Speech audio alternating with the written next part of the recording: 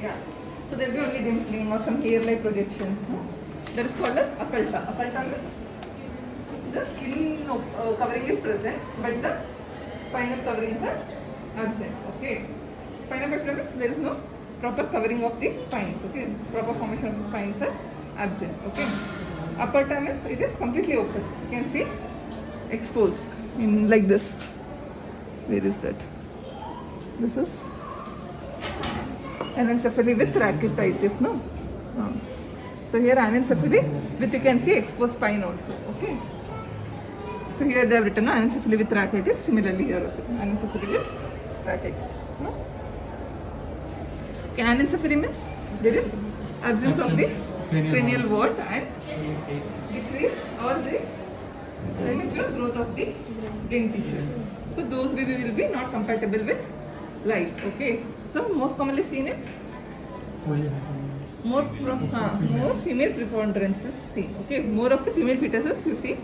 Anencephaly, when you see comparison of the anencephaly fetuses, more of them are, the sex ratio will be higher among females. I think 3:1 or something. Okay. 3 female fetuses you see with anencephaly or 1 male fetus you see with anencephaly, like that. Okay. It's more common in female fetuses. Okay.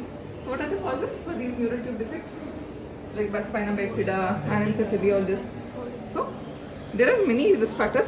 Most commonly seen is the folic acid deficiency. Okay. So folic acid is essential for neural tube formation. only neural tube formation. It is necessary for any DNA synthesis and all this. Okay. So when there is deficiency during the gestational period, okay, in the early gestation, when the embryogenesis, what is embryo? To say all this, you should know what is embryo, what is fetus, what is embryo. Till what gestation you call it as embryo? Since when you will call it as fetus?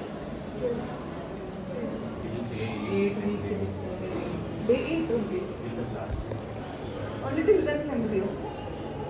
So which gestational age? This is basic first year question, no?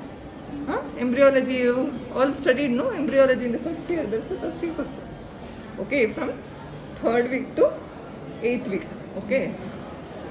So beginning it will be zygote. Then it will form blastocyst, morula, blastula, all this will form. Then from 3rd week, from the time of conception to 8th week. Okay. 3rd week to 8th week, you call it as, from the beginning of 3rd week to 8th week of gestation, from the day of conception. Okay. Not from the LMP. Okay. From the LMP you take, I think it will be 5th to 10th week. Okay. From LMP you take, it will be 5th to 10th week. But if you take from the date of conception, it will be 3rd week to 8th week. The time is called as embryonal period. Okay, that is the time when all the structures are starting, organogenesis happens in the body. Okay, after that it will be, after the embryonal period, it is the fetal period. Okay, from almost 9th week to till term. Okay, that is called as embryo. Okay, sorry, fetus. From 9th week to till term you call it as fetus. Before that it is the embryo. Okay, so embryonal period is why essential, because all organogenesis happens.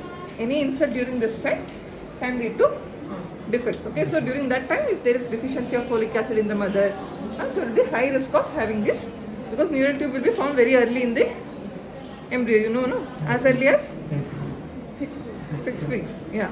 Okay. By day 32, 35 and all, there will be almost formation of the notochord. Then the notochord again it will channelize. So there will be canal formation inside. Okay, all this will happen. So for that reason, you have to give folic acid supplementation in a woman who is having previous history of neural tube defects. Okay, in that you will suspect that she is deficient in folic acid, and you have to give at least 4 milligrams. Okay, ideally the daily requirement is 400 micrograms, but to prevent neural tube defect, we will have to give up to 4 milligrams. Okay, wherever there is suspicion of having previous history of neural tube defect babies and all this. So 5 milligrams tablets will get full white. Have you heard? 5 milligrams. Okay, 5 milligrams of folic acid tablets will be available. So that is usually given to the pregnant woman. To prevent, at least preconceptionally you have to start. Okay. So ideally it is to be started preconceptionally, because after pregnancy if you detect also, there might be chances of neural tube defect. After pregnancy if you start folic acid also, what will happen? So embryonal period might be already missed out. No, notochord formation, everything would have been already damaged, would have been happened already. So always ideally preconception with folic acid supplementations is advisable for such cases with previous history of neural tube defects. So as it is, how early you can detect? How early you can detect these anencephaly? As early as 4 to 6 10 weeks. weeks. 10 weeks. Okay, 10 weeks also you can detect by ultrasound. As early as 10 to 12 weeks, you can detect. Okay. Previously we used to have many cases of anencephaly, but because of advent of ultrasonography, so we can detect very early. Okay. So because it is incompatible with life, so most of the time we will terminate such pregnancies. Okay. Fine. So you should know about these things. Okay. So these are a few questions which they may ask. Still there are a few questions which they will ask. That depends on examiner to examiner. So you have to go back, read about all these defects. Okay. Congenital defects. So teratogenicity, all these questions may also come when they go into this line. Okay. So this also anencephaly. You can see, no? There is no cranial vault. Okay. Open. Your brain matter will be exposed. Okay. There is no protective covering for the brain matter. Okay. Then this is omphalocele. I think the stomach is not visible. This side you can see, no? There will be distension of the abdomen. Okay, omphalocele. So read about all these defects. Okay, gastrochisis, omphalocele. So then this is cystic hygroma. Cystic hygroma means there is collection of the lymphatic tissues in the neck region. Okay, that is called as cystic hygroma. So this specimen is a cystic hygroma. So here also spinal bifida, neural tube defects are seen. Then this is your hydrocephalus. Okay, with spina bifida is there. So always see the whole of the specimen. Here you can see, no, there is a opening. Okay, the baby's head is also large as compared to the other fetuses, and also it has a spina bifida. So this is hydrocephalus with spina bifida. What is hydrocephalus? So that will lead to increased collection of the CSF fluid in the your ventricles, leading to the distension of the brain matter. Okay, so that can cause damage to the brain tissue. So, but that is not always life-threatening. So even with hydrocephalus, the baby can be born. They will do what is called as shunting to the peritoneal cavity, and all these shunting techniques are utilized. Okay, to prevent the excess collection of the CSF and increased, what do you call it as? Increased intracranial or which layer apart? The CSF, right? Increased CSF will lead to, what it will lead to? It will compress the brain matter. So there will be neuronal damage. Okay, if the baby is not treated at time, so it can lead to agenesis of your brain matter. So that can have an effect on the intelligence of the fetus as well. So after the delivery, usually what they do a intraperitoneal shunting, where the CSF will be directly transferred into the peritoneal cavity, from where the fluid will be entering into your bloodstream. Okay, fine. So this is over, anencephaly over, neural tube defects, cystic hygroma. Then there will be your placenta. So here there is a fetus with the placenta. Okay. So placenta also the last few questions. Okay. DCDA twin placenta may be there. Okay. So how do you differentiate MCDA, DCDA? All those you should know. Monozygotic, dizygotic, all those you should know. So placenta of twin they may keep, or a fetus with placenta they may keep, like this specimen. This is also fetus with placenta. This is also fetus with placenta. Here there is hydridiform mole. Okay. What is hydridiform mole?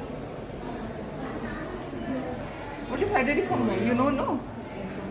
They are proliferative and degenerative in the chorionic villi. Okay. So it is a villous degeneration. Okay. In the villi there will be proliferative and degenerative changes which you will see. Okay. This is due to the, what are the risk factors for hydridiform mole? Risk factors? Here it was folic acid deficiency. Any other deficiencies you can correlate with hydridiform mole? Beta carotene, South Asian population, high risk group. South Asian population is a high risk group for molar pregnancy, beta carotene, extremes of age. Okay, so there are many risk factors. Okay, go back, read about identiform mole. There are two types of identiform mole, complete and incomplete. So this will be a complete mole. So there is only vesicular structures what you are seeing. If you see with vesicular structure some fetus, that is called as incomplete or partial mole. Okay, partial. So what is the genotype in partial mole and what is the genotype in complete mole? Diploid in partial. Diploid, that is 69, XXY, XXX like that. Okay, here it will be diploid. Mostly it will be from the paternal origin. Okay, so there will be a empty ovum and it will be either it will be fertilized by a single sperm and then duplication of the genetic material happens of the only paternal origin. Okay, there will be no maternal origin. Paternal origin will only duplicate itself and form 46 XY or something. XY usually it will be by your XY will be by 2 sperms. Okay, empty ovum 2 sperms or XS will be by duplication of your single paternal chromosomes. Okay, that will only duplicate itself and then there will be 46 XX or XY will be usually by 2 sperms of empty ovum. Okay. So what all you will do in hereditary mole? How do you diagnose? HCG levels. In ultrasound? What will you do? Graceless vesicle. That is called as what appearance? No storm appearance on ultrasound. Okay, so you may give the ultrasound picture also. In that also they may ask you. Okay, snowstorm appearance you will see. Okay, like this only grape wave vesicles will be there. So that is called as snowstorm appearance. In complete mode you will see those. Then how do you treat molar pregnancy? Suction evacuation. Suction evacuation is the ideal. Okay, right? The uterus will be very soft and fragile. Okay, so there will be chances of perforation will be high. So usually suction evacuation is the preferred method. Then what you have to do? Follow up with beta HCG. Yeah. So before the surgery also, what are the prerequisites you have to follow? Before doing suction evacuation? Ultrasound you did. You diagnose there is a molar pregnancy. What else investigations you want to do? HCG levels you want to do. Okay. Serum beta HCG levels you will see. Okay, then anything else? Progesterone you want to give. During suction evacuation, some say during the procedure you can give oxytocin drip also to prevent any excessive bleeding. Okay, or some will say misoprostol can be given once the evacuation is done. Some say previously you should not give because if there is any increased contraction, these vesicles may they might embolize and go into the other regions. Okay, embolization of the great like vesicles can happen under some studies says better to give during or after the procedure, not before the procedure, misoprostol and oxytocin. Okay, then what else you want to do before doing the suction evacuation? There is a method, suction evacuation you will do and follow up with beta HCG values. Till it becomes 0, you will be following her up and you will advise her to not become pregnant during this follow-up period. Okay, what all you want to do before procedure? When you did ultrasound, don't you want to see what are the values? CBC has to be done. Hemoglobin, TSH, all that. Oh, TSH, why? Why TSH? Beta HCG will have an action similar to TSH. Okay, so there could be thyroid storm. Okay, because excessive beta HCG will be there, no? In identiform mole, the levels will be very high as compared to your normal pregnancy, right or not? Yes. So that can lead to thyroid storm also in the women. So you want to know TSH, T54 values to see whether this patient is in thyroid storm or not. Any X-ray? If it just X-ray, why? Pulmonary metastasis. Sometimes you might be thinking it's just identiform mole. It could be gestational choriocarcinoma which has already metastasized also, no? So you want to see whether there is any metastasis, no, or anything. You are suspecting it is only as identiform mole, but it could be only on histopathology you will know whether it is what or not. So it could be gestational choriocarcinoma also which has already metastasized also, right? So that's why you want to do a chest X-ray also to see there are any deposits in the lung. Okay. Lung metastasis is the most common one, okay, with this identiform mole. So you want to do a X-ray as well. Okay, all these methods have to be taken up. Then serial beta HCG monitoring will be done and patient will be advised not to have pregnancy. She will be advised contraception and not to have any pregnancy during this follow-up period, because again the beta HCG will raise, that will lead to confusion, false positivity and all. So you will not know whether the pregnancy, whether it is choriocarcinoma or it is due to pregnancy, what is the increase is there. So it will be difficult. So always advise contraception to the patient, okay, during the follow-up period. So these things will be asked. Then what else is there? Oh. Then your gynec procedures, okay. One more will be twin gestations, okay. Those also you may have a placenta of twins, okay. Dichorionic, diamniotic or monochorionic, diamniotic. So those specimens may be there, okay. So twin gestation, that also they may ask questions, okay. Then hydridiform all over, fibroid uterus, okay. Here you can see, when they ask you the specimen, you describe the specimen first, okay. Always describe the specimen. This is a specimen of so the specimen shows grape size cycles, so probably suggesting to be a hydridiform mole specimen, okay. Here you will tell it is a specimen of uterus with cervix. Cervix is also there, uterus with cervix. Cut section showing, this is the coronal section. Coronal section showing, what is this fibroid? There are two fibroids you can see. One there is intramural in the fundal region, and one more there is a submucosal. No? It is covering the cavity. Okay. One intramural and one submucosal. Okay, you are able to see. So you should know AUB classification. All those the discussion may go into AUB classification. Leiomyome also you will describe in AUB. How do you describe? The gradings what you give? AUB 0, L 0, 1 to 8. Okay, there is hybrid also. Hybrid is which? 2 to 7. That could be hybrid. Okay. So read about the AUB. Okay, what is 0? What is 1? What is 2? What is 3? All this they'll ask. Okay. Submucosal is from 0 to 3. Okay. 3 there is a grey area because some say only up to 2. Some say 3 because 3 is just the endometrium but completely intramural. Okay, that is 3. Okay. 1 is completely outside in the endometrial cavity, that becomes 0. 1 means more than 50%. less than 50% in the myometrium and more than 50% in the cavity. Okay, uterine cavity. Then 2 will be more than 50% in the myometrium and less in the cavity. Okay.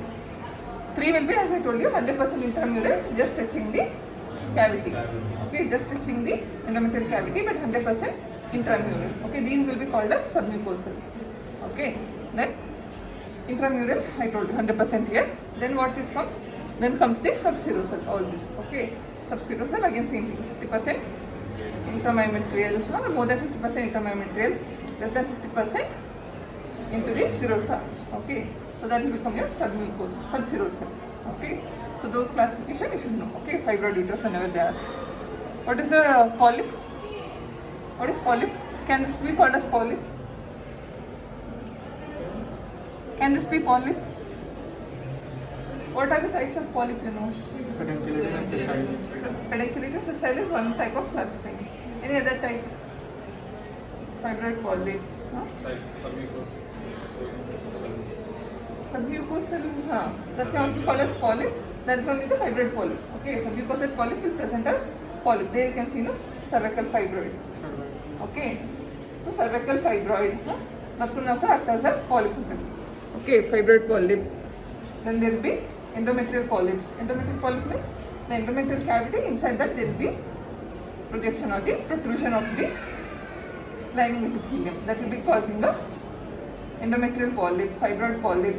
Then cervical polyp can also be there. Okay, cervical polyp will be like that. Okay, protrusion from the cervix, outside it will be coming from the cervix. Okay. Then what else they'll ask? AUB classification. Hopefully all of you know. Can you tell what is palm coin? So this is given by the FINCO for the causes, to classify the causes of abnormal uterine bleeding. What is abnormal uterine bleeding? Definition you should know. Okay. So here P stands for polyp. Okay. So most commonly polyps are the causes for your excessive bleeding. Okay. In fibroids also submucosal will be the having the most common cause of having excessive bleeding. Okay, these will have more of the symptoms of excessive bleeding. Okay, what about the subserosal? Most commonly they will cause pressure symptoms.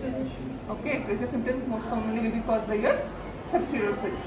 Okay, what is wandering fibroid? The fibroid gets disattached and it has its own vascular supply. So it derives the vascular supply from the other structures from the peritoneum. Okay, from the omentum or from the bowel, like that it will be deriving, which has detached from the uterine uterus and it is wandering somewhere else and it starts to get its blood supply from the other pelvic structures. Okay, like your omentum, bowel. Okay, that's called as wandering fibroid. Okay. Then one more thing they may ask about in fibroid is definition. It is a monoclonal proliferation. Okay, monoclonal proliferation of the smooth muscle. Monoclonal single cell line allappa. Monoclonal proliferation of the smooth muscle fibers of your uterus. Okay, that is your leiomyoma. Okay, so you should know about the classification. Okay, so one thing we'll describe them as submucosal, intramural and subserosal. Then other classification is from 0 to 8 what we described. Okay, that is in your AUB classification. Okay, for the leiomyoma. Then what else?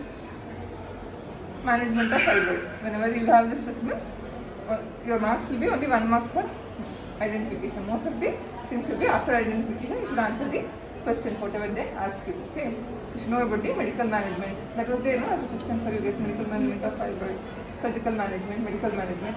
When you will go for surgical management, when you will call it as failed medical management. At least after 6 months of medical management, you call it as failed medical management. Even that may require surgical treatment. Surgical treatment, what all options you have?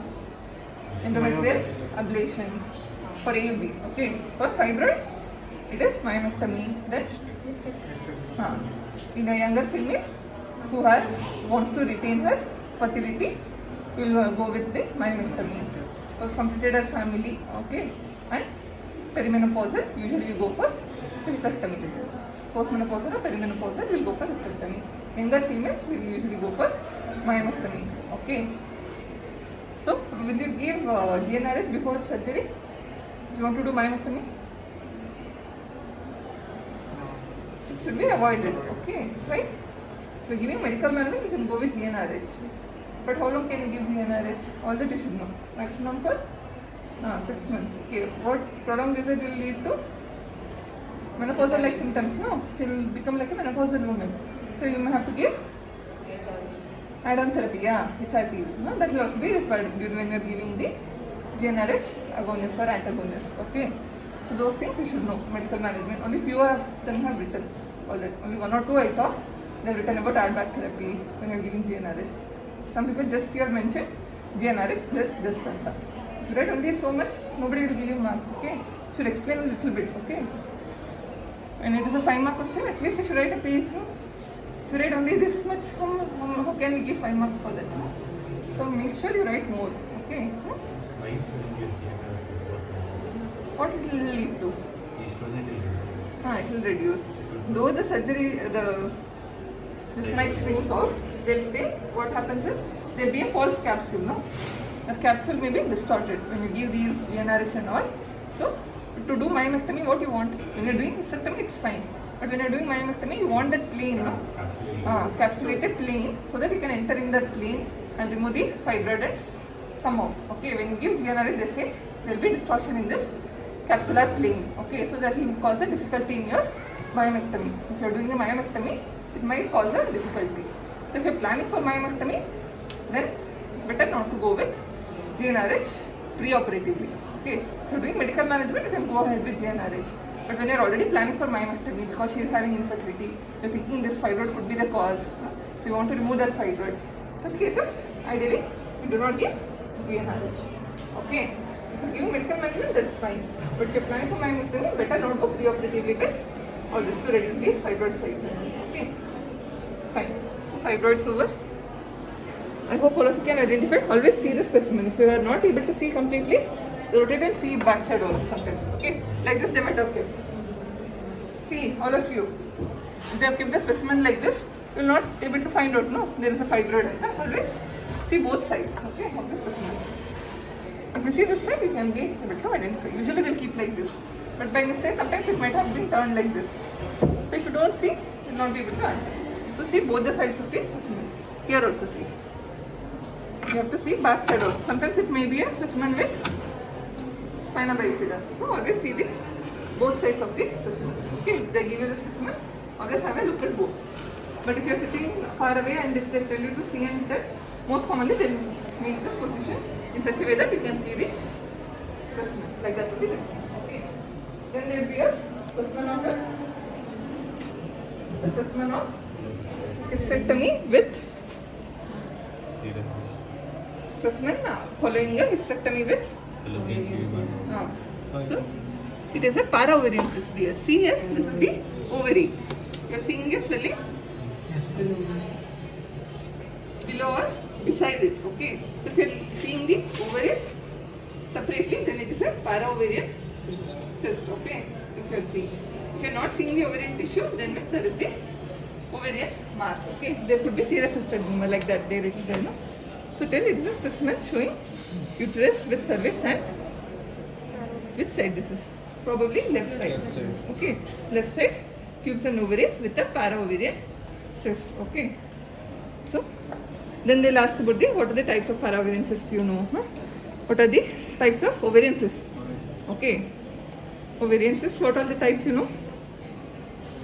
If it is ovarian mass, usually they'll go for ovarian cyst. Para-ovarian, they'll ask what is the origin, tissue of origin. What all tissues will give rise to para-ovarian cyst?